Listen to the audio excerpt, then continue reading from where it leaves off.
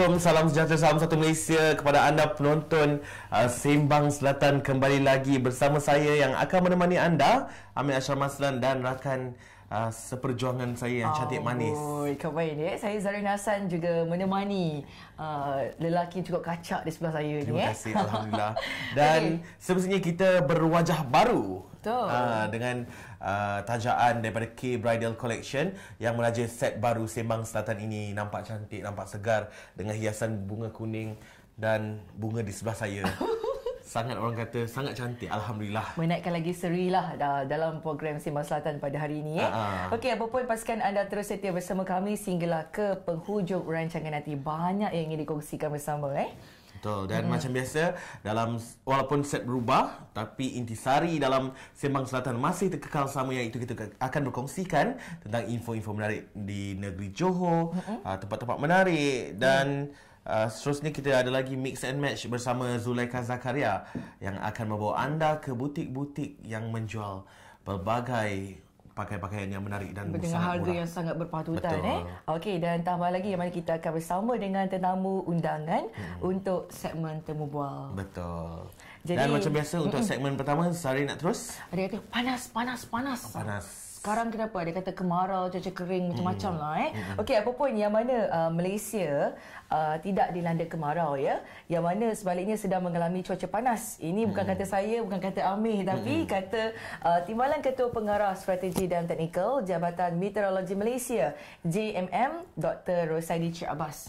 Okey, yang mana kalau kita lihat, beliau juga berkata cuaca panas dengan suhu purata antara 34 dan 36 darjah Celsius di kebanyakan negeri di semenanjung Malaysia sekarang ini mengakibatkan keadaan kering mengikut tafsiran meteorologi. Betul, dan dengan keadaan cuaca kering sekarang ini akan menyebabkan anda mungkin kurang sihat, dan kepada anda penonton Sembang Selatan khususnya, pesanan ringkas daripada saya, banyakkan minum air, jangan selalu keluar rumah, duduk je kat rumah tu. Kurangkan aktiviti di luar.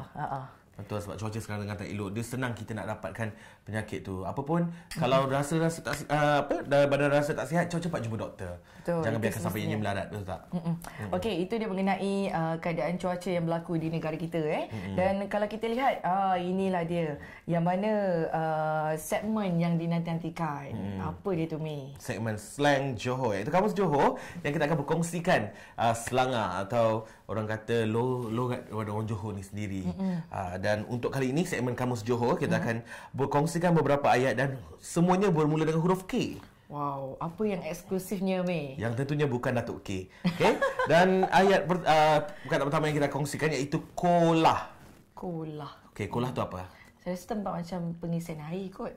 Okay, dia dekat juga tu. Kolah tu memang tempat orang kita isi air, tapi selalunya kalau kita balik kampung, kita tengok dekat rumah atuk nenek kita, kan, kalau ada kolah yang macam baldi besar tu, itulah selalu dipanggil kolah. Okey. Itu Pernah tak mandi kolah? Pernah lah, kan, orang kampung. Dan okey. Seterusnya? Dan seterusnya, Koknai. Apa tu, Mi? Koknai ni bermaksud main kejar-kejar. Jarang kita dengar, Selalu kita main kejar. Tapi mungkin itu perkataan yang selalu digunakan oleh masyarakat Johor dahulu kala. Koknai. Saya pun tak pernah dengar, baru first time dengar ni. Dan seterusnya, Kokot. Ni macam pernah dengar juga ni. Iaitu ambil sampai habis. Kokot sampai habis. Kokot sampai habis. Bukan dawai kokot, ya? Bukan, Dawai kokot tu ubat stapler. Kalau makan ubat stapler, tak tahu apa jadinya. Dan seterusnya, korang. Korang tu biasalah engkau orang, juga kepada engkau orang, tapi sama singkatan dia, korang.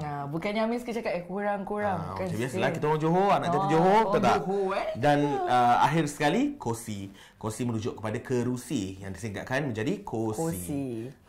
Okey, itu dia mengenai segmen Kamus Johor yang kita dapat kongsikan untuk minggu ni. Minggu depan, orang kata perkataan lain pula, ya. Banyak sebenarnya selang-selang orang Johor ni yang anda tak tahu, dan saya pun dengan Zarin mungkin tak tahu, yang kita dapat kongsikan bersama dalam Sembang Selatan ni. Betul, menarik sungguh. Apa pun kita dah pun berkongsi dengan anda dalam segmen Kamus Johor, dan kita akan beralih pula. Ini dia, kalau biasanya kita kongsikan sejarah asal-usul, tapi hari ini lebih eksklusif mengenai ciptaan terhebat orang Islam. Terhebat Muslim lah. Mungkin Amir boleh rongkai yang pertamanya disediakan oleh penerbit kita. Apa tu? Ciptaan terhebat, antara ciptaan terhebat orang Muslim sendiri, iaitu kopi. Ya, okey. Kalau boleh biar saya bacakan sedikit tentang ciptaan terhebat yang pernah diusahakan sendiri oleh masyarakat Muslim.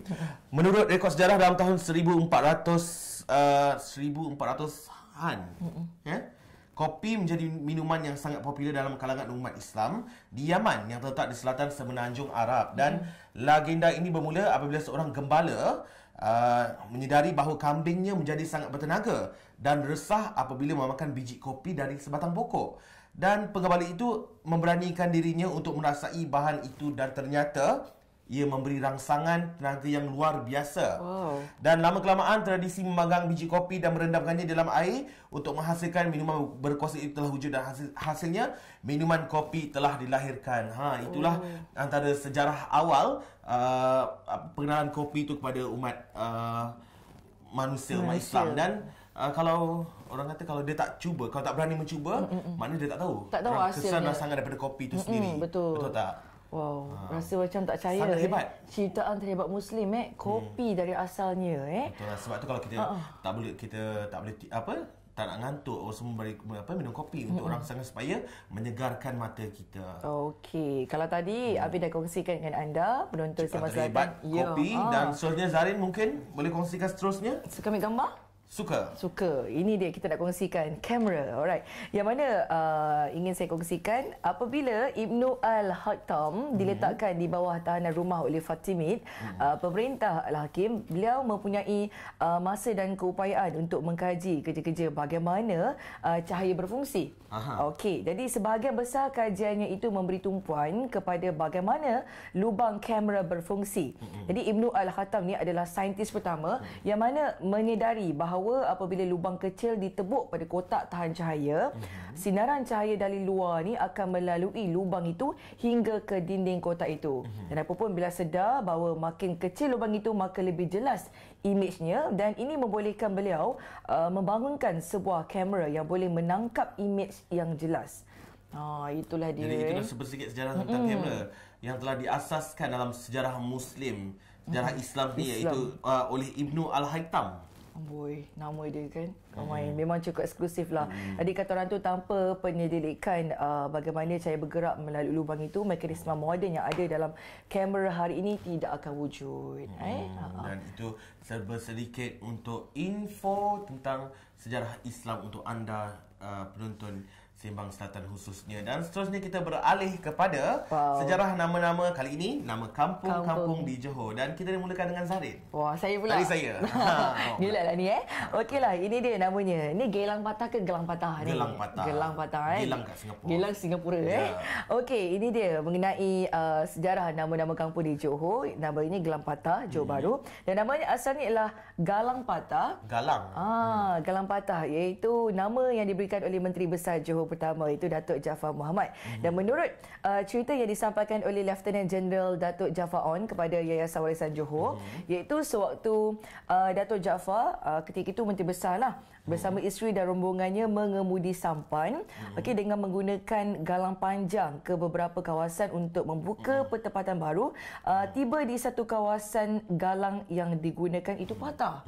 Okey, jadi sempena kejadian itu, Datuk Jaafar menamakan tempat itu sebagai Galang Patah. Namun disebabkan sebutan yang berubah di antara galang dan gelang, dan ia akhirnya dikenali sebagai Gelang Patah sehinggalah ke hari ini. Nampak lagi eksklusif lah, Gelang Patah. Betul. Dan kalau nak diikutkan, sebenarnya gelang tu bukan gelang yang dipakai ya. Dia diambil daripada perkataan galang. Itu satu kayu yang panjang tu untuk mengemudi sampan. Itu sebenarnya maksud nama Gelang Patah ya. Bukannya gelang, kalau fikir agaknya gelang patah tu daripada gelang yang patah, bukan, daripada satu kayu yang panjang yang bernama galang yang akhirnya patah dan terciptanya nama Gelang Patah tu sendiri. Orang Gelang Patah ke? Bukan. Orang Kampung Melayu. Kampung Melayu. Dan seterusnya nama kampung yang kita nak kongsikan kepada anda iaitu Kampung Belokok Pontian.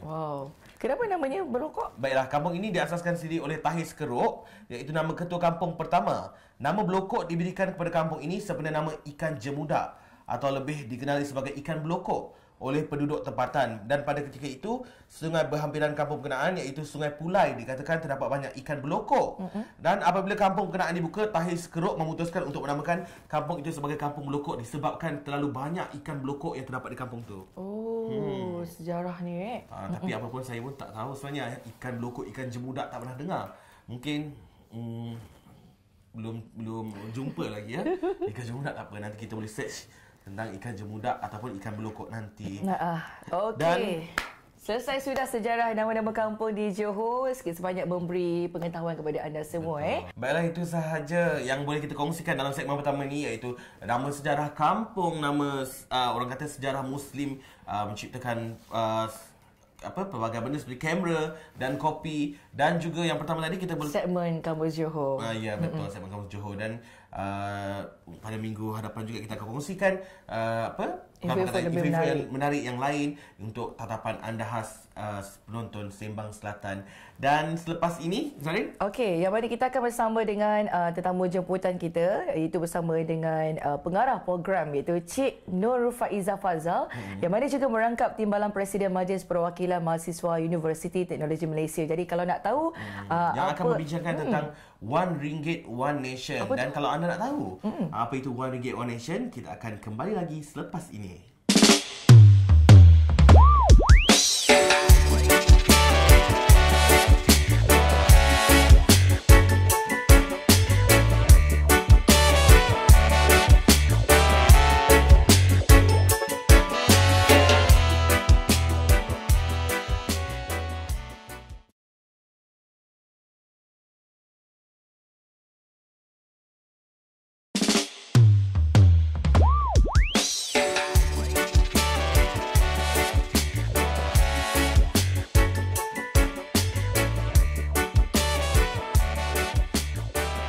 Terima kasih kepada anda yang masih lagi setia bersama kami dalam rancangan Sembang Selatan. Okey, dan seperti sedia maklum, yang mana Majlis Perwakilan Mahasiswa Universiti Teknologi Malaysia MPM UTM telah pun melancarkan program RM1 One Nation yang telah pun dirasmikan pada 4 Mac yang lalu di Dewan Sultan Iskandar Universiti Teknologi Malaysia, yang mana dirasmikan oleh Pengerusi Jawatankuasa Pendidikan, Penerangan, Pembangunan Usahawan dan Koperasi Negeri Johor yang berhormat Tuan Haji Muhammad Jaiz bin Haji Sardi. Betul. Dan seterusnya? Dan apa yang pasti, kita akan bersama dengan pengarah program, iaitu Cik Nur Faizah Fazal, yang mana juga merangkap Timbalan Presiden Majlis Perwakilan Mahasiswa Universiti Teknologi Malaysia bagi mengetahui lebih lanjut pengisian program ini. Apa pun, selamat datang kami ucapkan. Selamat datang. Dan sudi meluangkan masa bersama kami di set Sembang Selatan. Sebenarnya apa objektif program ini diadakan sebenarnya? Apa motif sebenarnya RM1 One Nation ni? Sebenarnya motif RM1 One Nation ni, selaku saya sebagai seorang mahasiswa sendiri, selain daripada memupuk rasa keprihatinan dan memupuk semangat antara mahasiswa untuk menjalinkan hubungan dengan masyarakat di luar sana, program ini bertujuan untuk membantu golongan gelandangan sendiri di semenanjung Malaysia. Maka program ini juga, jika kita lihat mahasiswa tidak mampu untuk memberikan tempat tinggal, kewangan, tapi sekurang-kurangnya dapat melahirkan rasa lapar dan dahaga, dapat menghilangkan rasa lapar dan dahaga kepada mereka, walaupun ia membantu dalam masa sehari saja. Okey, kalau kita lihat tadi objektif program ini kan, mungkin nak tahu jugalah kenapa pihak universiti memang memilih tema RM1 One Nation ni. RM1 One Nation, daripada segi mentaliti masyarakat sendiri, daripada segi mentaliti mahasiswa sendiri, RM1 itu tidak membebankan. Bagi perspektif kita, ada yang bertanya, kenapa kita pilih RM1? Cukup ke RM1? Tapi jika kita lihat, orang selalu berkata sikit-sikit lama-lama jadi bukit. Maka kalau kita kumpul RM1 banyak-banyak, saya rasa insya-Allah kita akan dapat juga membantu dengan hasil kutipan tersebut. Setakat ini daripada komuniti Majlis Perwakilan Mahasiswa seberapa ramai sebenarnya? Dan adakah daripada pensyarah sendiri turut bersama-sama untuk meneruskan program ni? Buat masa ni kita hanya skuad kita ada dalam 25 orang. Dan kutipan dijalankan di sekitar kampus, dan kebanyakan pensyarah juga memberi respon yang positif dan menderma. Turut sama menderma. Jadi selain antara matlamat lain, selain membantu golongan gelandangan ni, matlamat lain mungkin daripada untuk program ni sendiri bagaimana? Matlamat lain yang saya nak jelaskan kat sini adalah untuk memberi kesedaran kepada masyarakat tentang golongan gelandangan ini. Okey, jika kita lihat hari ini sebenarnya di seluruh semenanjung Malaysia ada golongan gelandangan. Betul. Tetapi yang aktif, yang banyak membantu adalah hanya di Kuala Lumpur. Betul. Macam mana pula dengan gelandangan-gelandangan daripada Johor, daripada Melaka. Kalau kita lihat golongan anak-anak yatim, orang-orang tua, kebanyakan telah ada rumah tempat tinggal.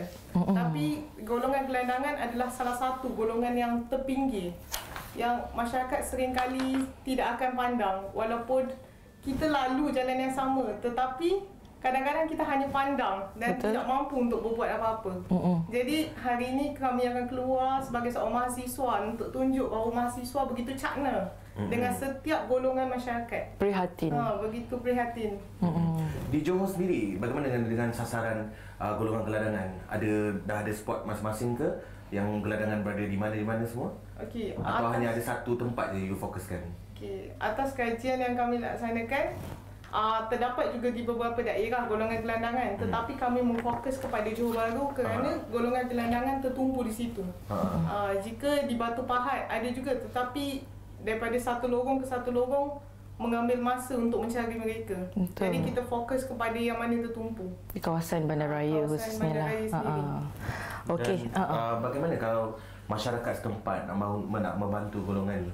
Adakah dia orang kata nak menjayakan misi program One Nation One Ringgit One Nation ni, bagaimana orang kata peranan masyarakat setempat dalam membantu program ni? Buat masa ni kami hanya membawa tabung dan membuat kutipan, tetapi salah satu publicity kami adalah hanya di Facebook. Dan kami akan cuba mempromosikan di Best FM dan akan terus mencari media lain, sumber-sumber lain untuk mempromosikan lagi kepada masyarakat untuk memberi sumbangan.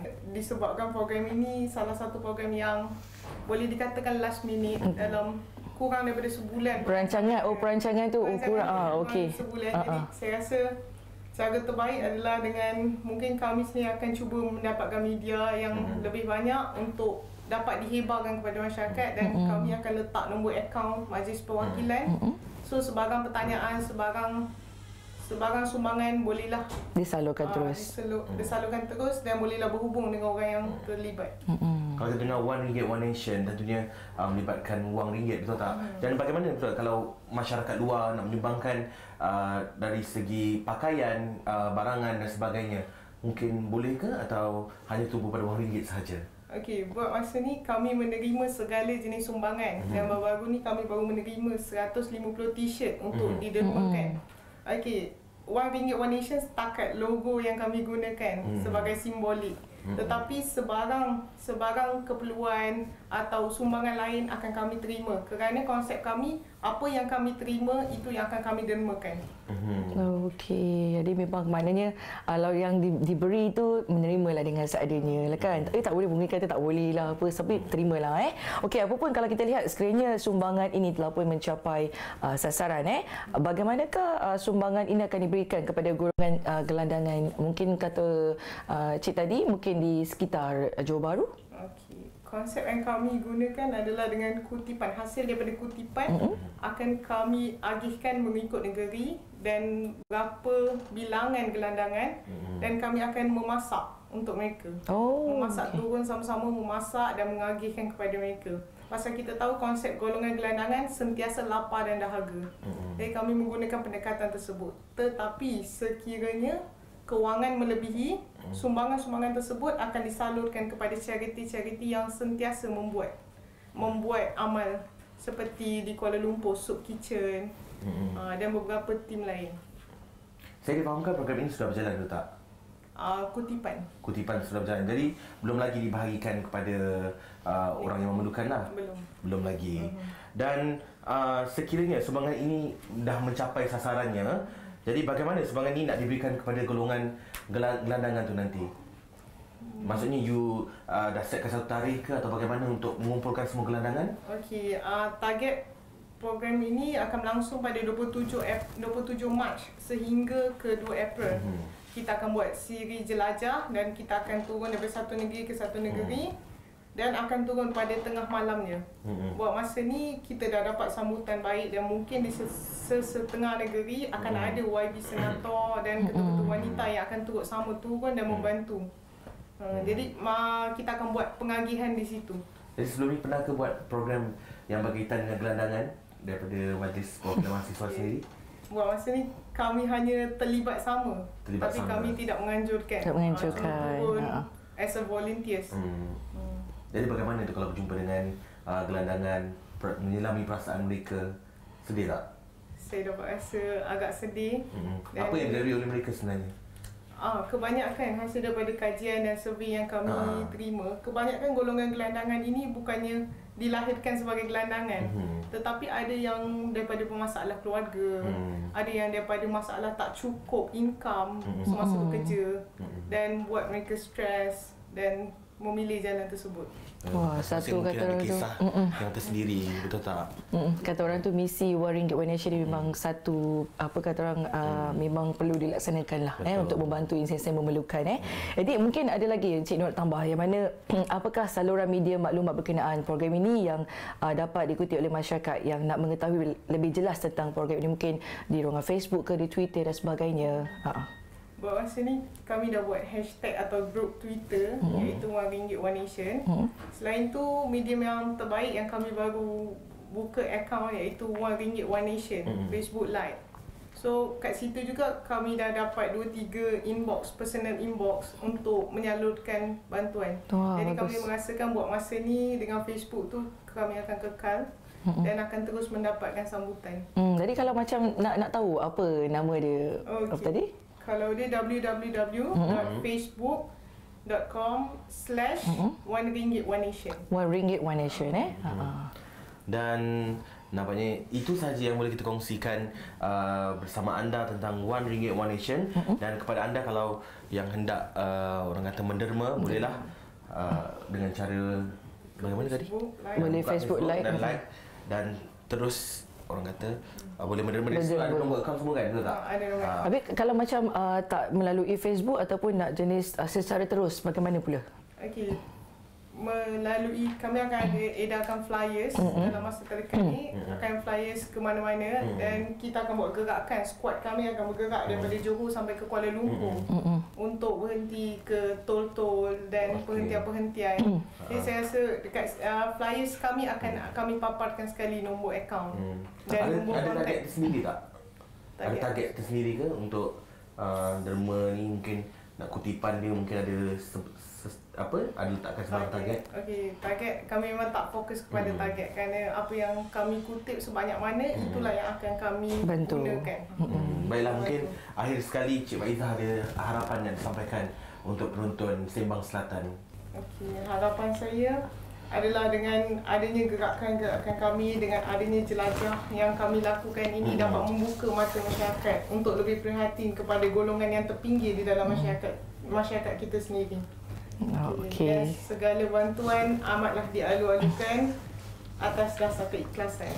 Betul Okey, apa pun kami nak ucapkan jutaan terima kasih kepada Cik Nur Faizah Fazal yang mana juga merangkap Timbalan Presiden Majlis Perwakilan Mahasiswa Universiti Teknologi Malaysia dengan kata huraian yang cukup mendalam tentang misinya iaitu One Ringgit One Nation. Okey, dan semoga dengan adanya program ini dapat mengurangkan lagi bebanganan bagi mereka yang memerlukan Kata orang apa tu berat mata memandang, berat lagi bahu memikul. Dan semestinya ada lagi golongan yang susah daripada kita. Dan kita sebagai manusia saling prihatin dan bantu mereka yang memerlukan bantuan daripada kita. Sebanyak tu dapat mengurangkan beban. Kita tak tahu hari ini hari mereka dan esok lusa mungkin hari kita. Betul. Okey, apa pun sebelum kita berehat, kita akan saksikan dahulu segmen betul, Fashion Mix and Match bersama Zulaikha Zakaria selepas ni.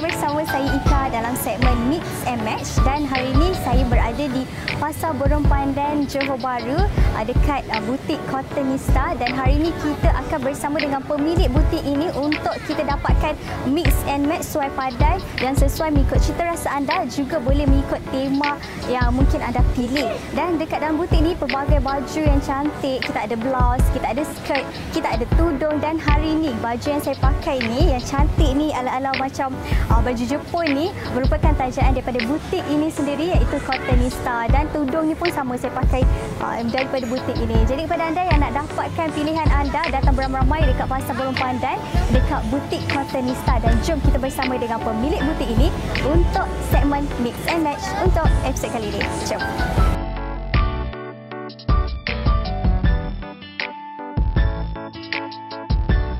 Butik yang terletak di Pandan City Mall berhampiran Pasar Borong Pandan ini menyediakan koleksi pakaian khususnya buat muslimah yang ingin bergaya dengan gaya yang sederhana. Pelbagai koleksi pakaian disediakan seperti jubah, maxi, blouse dan tudung didatangkan dengan saiz yang berbeza. Jom kita bersama pemilik butik ini untuk dapatkan padanan yang sesuai dalam segmen Mix and Match.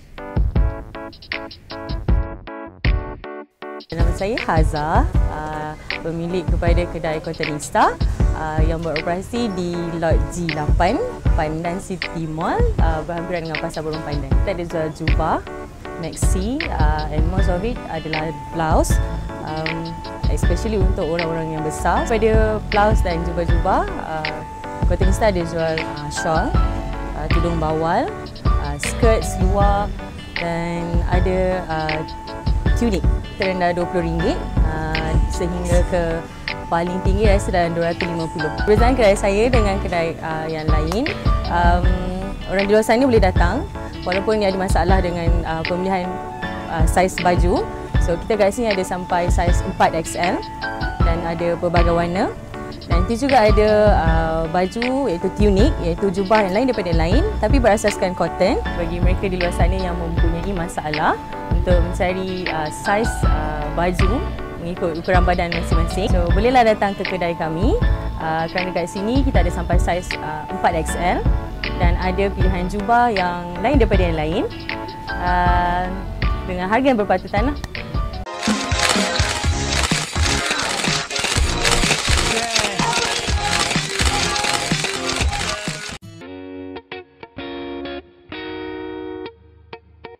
Padanan blouse tunik dan tudung hoodie plain amat sesuai bagi anda yang inginkan penampilan yang ringkas dan sederhana. Blouse tunik ini sesuai digunakan untuk ke majlis-majlis formal dan santai. Pemilihan jubah tunik bermotifkan floral dan diserikan lagi dengan padanan plain Asha shawl dapat memberikan anda impak feminin dan ceria.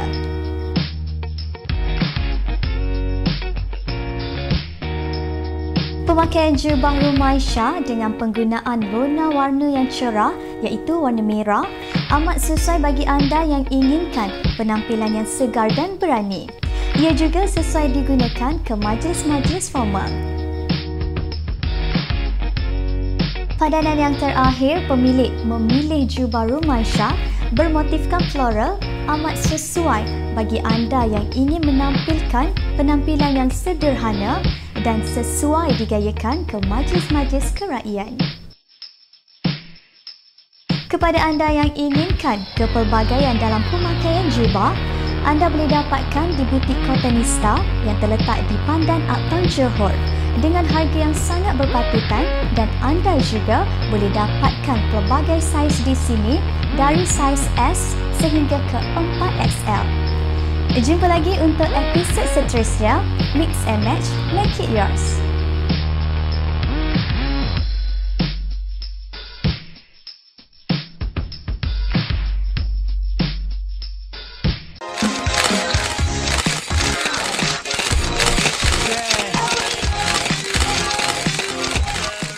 Baiklah, itu dia Zulaikha Zakaria yang berada di butik Cottonista Pandan Uptown Johor yang semestinya menjual rangkaian jubah yang cantik, tunik dan sebagainya, daripada saiz kecil hinggalah saiz yang comel.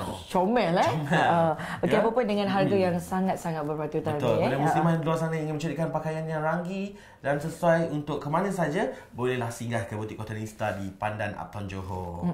Okey, nampaknya kita telah pun berada di penghujung rancangan Tutup sekejap di masa berlalu ya. Okey, semoga segala informasi yang kami kongsikan dengan anda pada siaran kali ini dapat memberikan pelbagai apa kata orang tu? Informasi kepada anda, dan tentunya anda diharapkan kepada anda juga suka dengan set baru kami yang ditaja sepenuhnya oleh K Bridal Collection. Dan seterusnya kita akan kongsikan sedikit kata-kata inspirasi. Saya dulu ke? Atau boleh saya dulu ya? Itu kata inspirasi yang dipetik daripada Copernicus, iaitu pakar astronomi Polandia, yang mengatakan tahu bahawa kita tahu apa yang kita ketahui, dan tahu bahawa kita tidak tahu apa yang tidak kita ketahui. Itulah pengetahuan sejati. Jadi, tahu ke tak tahu? Itulah yang anda sendiri. Dan seterusnya, Amboi kamai Nabi Okey, kalau kita lihat yang mana kata-kata inspirasi dari Dr. H.M. Tuah Iskandar Al-Hajj ni, okey, yang mana bukti yang paling jelas tentang ketajaman akal fikiran seseorang ialah apabila ia dapat mempernyatakan apa yang ia mahu dengan secara ringkas. Jadi sama-sama kita ingatkan kata-kata inspirasi ini menjadikan sebagai panduan Okeylah, kepada anda yang nak melihat lagi kata orang tu program-program terbitan TV Selatan, jangan lupa layari kami web kami di www.tvselatan.com. Dan kepada anda di luar sana yang masih belum like lagi Facebook kami, bolehlah layari Facebook kami di www.facebook.com/tvselatan, dan jangan lupa like banyak-banyak dan hebahkan tentang program Sembang Selatan ini kepada rakan-rakan anda dan serta kaum keluarga. Betul. Okey, apa pun jangan lupa pula yang mana untuk anda follow kami di twitter.com/TV Selatan. Dan akhir sekali Instagram kami iaitu TV Selatan, dan anda boleh mengikuti pelbagai perkembangan daripada kami di TV Selatan dengan melayari pelbagai semua medium sosial yang kami telah berikan tadi. Dan sebelum kita berakhir dalam kegembiraan yang kita kongsi kepada anda, mari kita bersama mendoakan kepada misi pencarian pesawat MAS MH370 agar segalanya dipermudahkan dan berjalan dengan lancar. Dan juga mendoakanlah segala misi pencarian MH370 ini, segala masalah yang berlaku dapat dirungkaikan, dapat diselesaikan dengan segera, insya-Allah. Tak tahu lagi apa nasib yang telah menimpa mereka, dan diharapkan mereka dapat pulang dengan selamat. Selamat ke pangkuan keluarga. Insya-Allah. Insya-Allah. Apapun untuk anda, jangan lupa jaga diri dan ingat, jenayah berlaku di mana-mana jua, tidak mengira siapakah anda yang sebenarnya. Dan sehingga kita berjumpa lagi dalam minggu hadapan dengan pelbagai info yang menarik serta tetamu jemputan yang baru dalam tentunya Sembang Selatan. Assalamualaikum dan juga salam takzim. Salam orang Selatan.